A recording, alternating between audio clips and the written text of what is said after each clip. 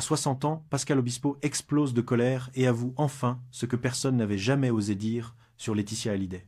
L'auteur-compositeur qui a écrit certains des plus grands succès de Johnny Hallyday ne cherche plus à ménager qui que ce soit. Devant les caméras, il lâche ce mot terrible, froid et calculé. Pseudo-compagne, fausse compagne. Pour lui, c'est pas une simple querelle, ce n'est pas un malentendu entre amis. C'est une trahison lente, orchestrée dans l'ombre. Il affirme avoir été écarté du cercle intime de Johnny, non pas à cause d'un conflit personnel, mais parce qu'une main invisible contrôlait tout autour du rocker, ses rendez-vous, ses appels, ses émotions. Après 7 ans de silence, Obispo parle enfin.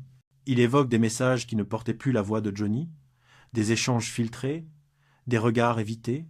Il raconte la douleur d'un homme qui voyait son ami s'enfermer dans un silence étrange, comme entouré d'un mur invisible.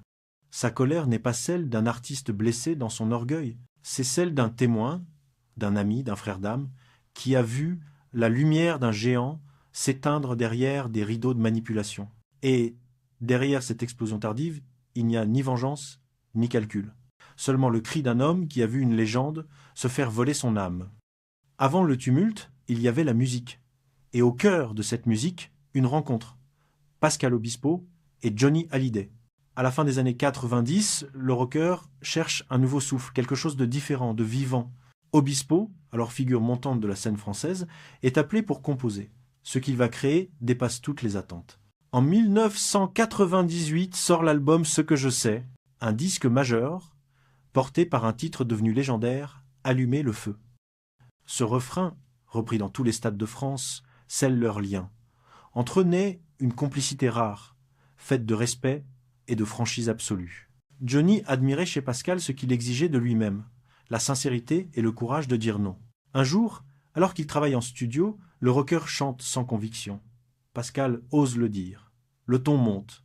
Johnny le fixe, surpris, puis sourit. Je veux des gens qui me tiennent tête.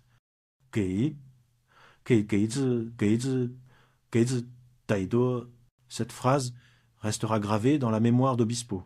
Elle était la promesse d'une amitié fondée sur la vérité, pas sur la flatterie. Dans les années qui suivent, ils partagent des heures de studio, des tournées, des confidences à huis clos. Johnny lui confie parfois sa fatigue, sa peur du vide, ce besoin constant de prouver qu'il reste le meilleur. Pascal, lui, devient l'un des rares à pouvoir lui parler sans détour, à lui rappeler qu'il peut être simplement un homme. Mais la sincérité a un prix. Dans un univers où la loyauté se mesure souvent au silence, celui qui dit la vérité finit toujours par déranger. Et peu à peu, sans comprendre pourquoi, Pascal sent le vent tourner. La confiance qui les unissait commence à se fissurer. Et cette franchise, qui avait bâti leur amitié, allait devenir la raison de son exclusion. Mais c'est justement cette franchise qui fera de lui le premier à être écarté du cercle autour de Johnny. Au tournant des années 2010, quelque chose se fissure dans la relation entre Pascal Obispo et Johnny Hallyday. Ce n'est pas une dispute, ni un mot de trop. C'est plus subtil, plus insidieux. Un effacement progressif, un éloignement orchestré dans l'ombre. Tout commence par de petits détails. Un appel manqué, un message resté sans réponse, un rendez-vous annulé au dernier moment. Pascal n'y prête pas attention d'abord. Johnny est un homme occupé. Les tournées s'enchaînent, les interviews aussi. Mais peu à peu, la distance devient palpable. Un soir, il envoie un simple message. « Frère, tu me manques. » La réponse tombe des heures plus tard. « Merci Pascal, à bientôt. » Les mots sont froids, impersonnels. Ce n'est pas le ton du Johnny qu'il connaît. Johnny, lui, répondait toujours avec humour, avec chaleur, souvent par un surnom, une blague, un cœur dessiné au stylo sur une feuille froissée. Ce ton distant lui glace le sang. Il relit plusieurs fois le message, cherche dans chaque mot une trace de l'homme qu'il a connu. Rien. Puis les signes se multiplient. Quand il appelle, quelqu'un décroche à la place de Johnny, une voix polie qui promet de faire passer le message. Les invitations s'évaporent, les projets en commun sont repoussés, puis oubliés. Les rares fois où il croise Johnny en public, le regard de son ami semble voilé, comme s'il portait le poids d'un secret qu'il ne pouvait pas partager. Pascal comprend que quelque chose ne va pas. Il en parle à quelques proches, sans oser formuler le mot « contrôle ». Il ne veut pas y croire. Comment le chanteur le plus libre de France, celui qui incarnait la rébellion et la route ouverte, pourrait-il être retenu par d'autres? Et pourtant, tout pointe vers cela. Un entourage qui gère ses rendez-vous, filtre ses communications, choisit qui peut l'approcher. Quand la maladie de Johnny est révélée, en 2017, le choc est immense. Pascal apprend la nouvelle par la presse, non par un appel. Il écrit aussitôt. Je suis là si tu as besoin. Je viens quand tu veux. Kne Dodajena. Cette fois encore, la réponse est courte, étrange. Merci pour ton soutien. Tout va bien. Les mots ne sont pas de lui. Johnny n'a jamais écrit tout va bien. C'est le genre de phrase administrative sans âme. Pascal se tait, mais dans son cœur, un doute s'installe. Johnny n'est plus seul, mais il n'est plus libre. Les semaines passent, et le silence s'épaissit. Les médias montrent un Johnny souriant, entouré, présent sur scène. Mais Pascal sait que cette image est fausse. Derrière le rideau, le rocker s'éteint lentement, cerné par des visages nouveaux, des amis de dernière heure qui semblent parler à sa place. Quand il tente d'obtenir de ses nouvelles, on lui répond « ce n'est pas le moment ». Quand il propose de lui rendre visite, on lui dit « il se repose, ce n'est pas possible ». Chaque tentative devient un refus poli. Chaque porte se ferme avec le même sourire glacé. Dans son esprit, les pièces du puzzle s'assemblent. C'est pas Johnny qui l'évite, mais quelqu'un qui veut qu'il s'éloigne. Il commence à percevoir une organisation méthodique, presque militaire, autour du chanteur, des assistants, des conseillers, des proches, tous filtrant le moindre contact. Ce qu'il prend d'abord pour un excès de précaution lui apparaît bientôt comme un système de contrôle. Un soir, il confie à un ami. Ce n'est plus Johnny, ce n'est plus lui qui décide. Il est prisonnier dans sa propre maison. Ah, la phrase est restée suspendue, lourde. Ceux qui l'écoutent ne savent pas s'il exagère ou s'il dit la vérité. Mais dans la voix de Pascal, il n'y a ni rancune ni amertume, seulement la douleur de voir un homme qu'il admire devenir une silhouette qu'on déplace selon les besoins. Puis viennent les rumeurs. On parle de disputes entre Johnny et ses enfants, David et Laura, d'un climat tendu au sein de la famille, d'un entourage nouveau qui protège la veuve et les deux plus jeunes filles, Jade et Joy. Pour Pascal, tout cela n'est pas une coïncidence. Il reconnaît la mécanique, isolée pour mieux régner. Couper les anciens amis, éloigner les enfants adultes, garder autour de Johnny ceux qui ne contestent rien. Chaque nouvel article dans la presse est une blessure supplémentaire. Les photos de Johnny souriant cachent mal la fatigue de son regard. Pascal voit un homme usé, épuisé, affaibli, mais surtout entouré de visages qui ne sont pas les siens. Il sait que quelque chose se joue, quelque chose qu'on ne dit pas. Un jour, il revoit un message ancien resté dans son téléphone. « Frère, je suis fier de toi. On se voit bientôt. » C'était Johnny le vrai. Il compare les deux écritures, les points, les majuscules, les expressions. Rien à voir. Et alors, il murmure cette phrase qui deviendra plus tard son aveu le plus glaçant. Je ne sais même pas si c'était lui qui me répondait. Ce doute, il ne le partage pas encore publiquement, mais il grandit en lui jusqu'à devenir une certitude. Johnny n'est plus maître de ses mots, d'autres parlent, d'autres décident, d'autres écrivent. Le rocker qui chantait la liberté est maintenant un prisonnier sous influence. Quand Johnny meurt, le 5 décembre 2017, Pascal ne fait aucune déclaration. Il reste silencieux. Mais ce silence n'est pas du chagrin seulement, c'est aussi la conscience qu'on lui a volé quelque chose, la possibilité de dire au revoir. Il n'a pas pu lui parler une dernière fois, ni lui dire merci, ni même lui dire qu'il l'aimait. Ce vide, aucune interview, aucun hommage ne pourra jamais le combler. Pendant des années, il gardera cette blessure pour lui. Mais derrière ses yeux calmes, il rumine les mêmes questions. Qui contrôlait vraiment Johnny? Qui décidait de ce qu'il pouvait dire ou non? Qui filtrait ses amitiés, ses colères, ses élans? Les réponses, il les trouve peu à peu à travers des confidences, des bribes, des souvenirs. Et plus il découvre, plus sa colère monte. Ce qu'il croyait être un éloignement personnel n'était qu'un symptôme. La vérité, il la dira plus tard d'une voix ferme. Ce n'est pas Johnny qui m'a écarté. Ce sont ceux qui l'entouraient. À partir de là, Obispo n'est plus seulement un artiste meurtri. Il devient le témoin d'un engrenage plus grand que lui, une spirale où l'amitié, la gloire et la manipulation s'entremêlent. Le doute s'est transformé en certitude, la douleur en révolte, et cette révolte, il la portera jusqu'au bout. Jusqu'au jour où il décidera enfin de tout révéler. Le 12 juin 2025, une interview fait l'effet d'une bombe. Sur un plateau télévisé parisien, Pascal Obispo s'installe face à la journaliste, visiblement tendue mais décidée. Les caméras tournent, la lumière est crue. À la première question sur Laetitia Hallyday, il hésite à peine une seconde avant de lâcher la phrase qui va résonner dans tout le pays. « Je parle avec des gens positifs. L'autre camp, ça ne m'intéresse pas. » Puis, quelques instants plus tard, le mot tombe. Glacial, tranchant. Pseudo-compagne. Ce mot, prononcé avec calme, ne laisse aucune place au doute. Ce n'est pas une maladresse. C'est une accusation. Pascal ne remet pas seulement en cause le rôle de Laetitia dans la vie de Johnny, il en conteste la légitimité même. Pour lui, la compagne du rocker n'était plus la femme qu'elle prétendait être, mais la pièce maîtresse d'un système d'isolement et de contrôle qui aurait privé Johnny de sa liberté jusqu'à la fin. Le public est sous le choc. Certains dénoncent une attaque indigne, d'autres saluent enfin la parole d'un témoin resté trop longtemps muet, mais derrière le scandale médiatique se cache une douleur profonde, celle d'un homme qui dit avoir tout vu, tout compris, trop tard. Obispo raconte alors ce qu'il n'avait jamais osé dire, les repas familiaux empoisonnés, les phrases qui faisaient mal, les regards pesants autour de la table. Il se souvient d'une soirée en particulier. Johnny, fatigué, est assis à côté de David et de Laura. L'ambiance est lourde, presque électrique. Laetitia, d'un ton sec, lancé. Ils n'ont besoin de rien. Ces mots, simples en apparence, claquent comme une gifle. Autour de la table, le silence se fige. David baisse les yeux, Laura quitte la pièce. Johnny ne dit rien.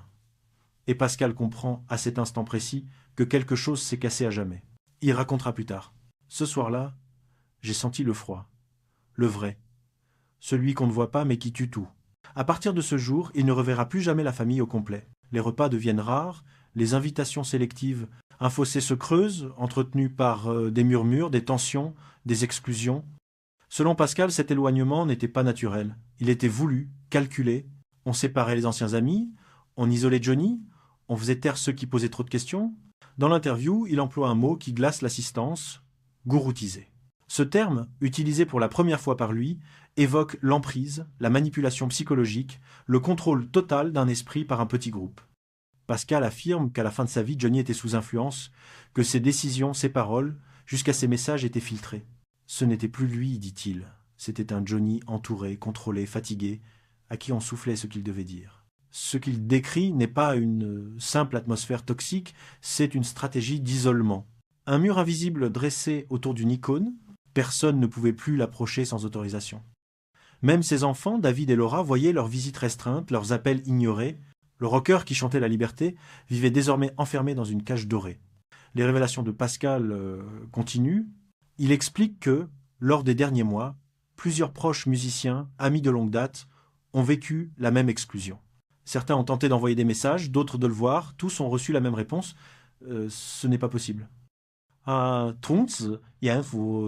Pour lui, cette répétition n'était pas un hasard. C'était la preuve d'une organisation. Quelqu'un décidait, filtrait, verrouillait, puis vient le sujet que tout le monde redoute, le testament. Le fameux document rédigé en Californie qui laisse l'intégralité de l'héritage à Laetitia et aux 2 filles adoptives, Jade et Joy, en excluant totalement David et Laura. Pascal ne cache pas son indignation. Johnny aimait ses enfants, dit-il. Jamais il n'aurait voulu les déshériter. Jamais. Pour lui, ce testament n'est pas un choix libre, mais le résultat d'une influence, d'un encadrement étouffant au moment où Johnny était affaibli par la maladie. Il parle de documents signés dans la fatigue, de décisions prises sous pression, d'un homme trop affaibli pour se défendre. Ces mots sont mesurés, mais leur portée est explosive. On l'a dépouillé pas seulement de son argent, mais de sa volonté. Sur le plateau, la tension est palpable. Le journaliste tente de le faire taire, mais Obispo continue. Il n'est quelque ni scandale ni vengeance. Il veut comprendre comment un monument de la chanson française a pu mourir dans un silence aussi organisé. Il décrit le climat autour de Johnny dans les dernières années, les conseillers, les assistants, les gardes rapprochés, tous persuadés d'agir pour son bien. Mais pour Pascal, cette bienveillance n'était qu'un écran. Ce n'était pas de la protection, c'était du contrôle. Il parle d'une vie compartimentée, d'un homme qui n'avait plus la liberté d'appeler qui il voulait, ni même de lire ce qu'on lui envoyait. L'image d'un Johnny seul, surveillé, isolé, hante désormais ses paroles. Obispo raconte aussi sa propre douleur, celle d'avoir vu l'amitié disparaître dans un labyrinthe d'interdits. Il se souvient d'une dernière tentative, quelques semaines avant la mort du rocker. Il envoie un message, long, sincère, presque une prière, pas de réponse. Quelques jours plus tard, Johnny meurt à Marnes-la-Coquette. « J'ai su que je ne le reverrai plus, » dit Pascal, les yeux humides. Et le pire, c'est que je ne sais même pas s'il a lu mes mots. Sa voix tremble, mais son ton reste ferme. Il ne veut pas d'apitoiement. Ce qu'il demande, c'est la reconnaissance d'une vérité. Il veut qu'on admette qu'à la fin, Johnny Hallyday n'était plus libre. Les semaines qui suivent cette interview, la tempête médiatique est totale. Les fans se divisent Certains défendent Laetitia, d'autres soutiennent Pascal et les enfants de Johnny. Mais dans cette cacophonie, un sentiment domine, le malaise. Pour la première fois, un proche parle d'emprise, de manipulation, d'un Johnny volé. Les mots d'Obispo résonnent avec ceux d'autres témoins. Eddie Mitchell, ami de longue date de Johnny, confirme à demi-mot qu'il s'est, lui aussi, senti tenu à l'écart. Des techniciens, des musiciens, des anciens collaborateurs racontent des scènes similaires. Les portes closes, les coups de fil filtrés, les rendez-vous annulés sans explication. Petit à petit, l'accusation prend corps. Ce qui paraissait autrefois une querelle de succession devient une affaire morale. Comment à T ont pu priver un homme de ses repères, de ses amitiés, de sa vérité? Pascal sait qu'en parlant, il risque gros. La colère du clan Hallyday, les attaques juridiques, la pression médiatique. Mais il ne recule pas. On m'a rayé de sa vie sans raison. Aujourd'hui, je refuse qu'on raye sa vérité. Ces mots frappent juste. Ils ne sont ni haineux, ni calculés. Ils viennent d'un homme blessé, d'un témoin qui se sent investi d'un devoir. Le devoir de dire que derrière la légende dorée, il y avait la peur, la solitude et l'injustice. Dans les dernières minutes de l'entretien, il conclut d'une voix posée, presque résignée. C'est plus une question d'héritage, c'est une question de vérité. Une question de mémoire. Parce qu'un homme qui ne peut plus choisir sa vie, c'est un homme qu'on a déjà fait disparaître. Le silence qui suit est lourd. La journaliste ne trouve rien à répondre. Dans le studio, on entend à peine les respirations. Et dans ce silence, le public comprend. Pascal Obispo vient de briser un tabou. Désormais, il n'est plus seulement le compositeur de Johnny. Il est le gardien de sa vérité. Celui qui, après 7 ans de mutisme, ose dire tout haut ce que d'autres taisaient tout bas. Et derrière sa colère, il y a un seul combat. Rendre à Johnny son humanité perdue. Ce n'était plus une guerre d'héritage.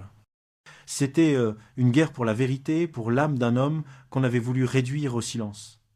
Après cette interview qui a bouleversé la France entière, Pascal Obispo n'a plus rien à perdre. Il sait que ces mots ont déclenché une tempête, mais il assume tout. Car pour lui, ce combat n'est plus celui d'un artiste blessé. C'est une question de fidélité, de mémoire et de justice. Dans les jours qui suivent, il reçoit des centaines de messages, certains de soutien, d'autres de haine. Mais au milieu de ce tumulte, 2 voix se distinguent, David Hallyday et Laura Smet. Les enfants du rocker le remercient discrètement, avec pudeur, pour avoir dit tout haut ce qu'eux-mêmes portaient depuis des années. Laura lui envoie un message simple, chargé d'émotion. « Tu fais partie de la famille. » Cette phrase, pour Pascal, a plus de valeur que tous les applaudissements. Car depuis la disparition de Johnny, la famille Hallyday est déchirée, brisée par une guerre d'héritage, où les sentiments ont été remplacés par des avocats. David et Laura, longtemps peints comme les rebelles du clan, trouvent enfin un allié public, un témoin crédible, un ami de leur père qui ose parler sans calcul. En 2022, Pascal participe à un projet musical en hommage à Johnny, intitulé « Appelle-moi Johnny ». Dans le clip, une silhouette apparaît aux côtés d'Obispo, Laura Smet, seule. Ni Laetitia, ni Jade, ni Joy. Le choix est délibéré, assumé, presque symbolique. Il ne s'agit pas d'exclusion, mais de vérité artistique, honorer l'homme tel qu'il était, pas l'image qu'on a voulu construire après lui. Obispo explique alors son geste. Il fallait rendre à Johnny son visage d'avant, celui de la musique, de la sincérité, de la fraternité. Sur le tournage, Laura le remercie les larmes aux yeux. Elle lui confie combien son père parlait de lui avec affection, combien il aimait son exigence, sa franchise, cette façon qu'il avait de lui dire non sans jamais le trahir. Pour Laura, Pascal est devenu le gardien de la mémoire authentique, celui qui protège la vérité derrière le mythe. Quand on lui demande s'il n'a pas peur des conséquences, il sourit. La vérité vaut plus que la tranquillité. Une phrase qui résume tout. Il ne quer que pas la pa. Il quer que la giustesse. À travers ce geste, Pascal s'inscrit dans le camp des enfants, pas pour diviser, mais pour réparer. Pour lui, David et Laura incarnent la part la plus vraie de Johnny, celle du sang, de la fidélité, de la passion. Et en se tenant à leur côté, il ne fait pas un choix contre quelqu'un, mais un choix pour la mémoire. L'image est forte. 3 figures, David, Laura et Pascal, unis dans le même silence face au fantôme d'un père, d'un ami, d'une légende. Ils ne réclament pas d'argent, ni de revanche. Ils veulent seulement que le nom de Johnny retrouve son sens, celui d'un homme libre. Ce jour-là, Obispo n'était plus un simple témoin. Il est devenu le gardien d'une fidélité. Celui qui refuse que la vérité se taise au nom du confort. Les mois ont passé, mais la tempête ne s'est jamais vraiment calmée. Depuis qu'il a parlé, Pascal Obispo vit avec les conséquences de son choix. Certains l'admirent, d'autres le condamnent, mais lui avance sans se retourner. Dans chaque interview, il répète la même idée, simple et douloureuse. Le mal est fait. Pour lui, ce mal n'est pas seulement la guerre d'héritage, ni les querelles publiques. C'est quelque chose de plus profond, la façon dont la vérité de Johnny a été effacée, réécrite, étouffée sous des discours officiels. Il parle avec la gravité d'un homme qui a vu la manipulation de près, un homme qui sait combien la gloire peut devenir une prison. Obispo est convaincu que Johnny n'avait plus le contrôle de ses décisions dans les derniers mois. Les traitements, la fatigue, la douleur, l'emprise, tout s'est mêlé pour faire taire sa volonté. Et ce testament américain, signé loin de la France, reste pour lui le symbole d'une mainmise totale. Il ne l'excuse pas, mais il le comprend. Il sait que la maladie fragilise, que l'amour rend aveugle, et que certaines personnes savent exploiter les failles des géants. Pour Pascal, parler n'était pas une vengeance, mais un acte moral. Il ne voulait pas régler des comptes, mais restaurer une mémoire. Redonner à Johnny sa part d'humanité, loin du mythe aseptisé qu'on sert aux médias. Car derrière le héros, il y avait un homme, un père, un ami, et c'est cet homme-là qu'il veut sauver de l'oubli. Aujourd'hui, il continue de chanter, mais chaque note semble porter un fragment de ce passé. Parfois sur scène, entre deux refrains, il ferme les yeux et murmure « Pour toi, frère ».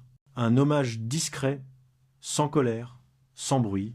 Juste une prière en musique. Certains ont réécrit l'histoire de Johnny, mais au final, c'est Pascal Obispo qui a osé la relire, à voix haute, avec la vérité. Et dans le silence qu'il redoutait tant, c'est encore la musique qui parle pour lui.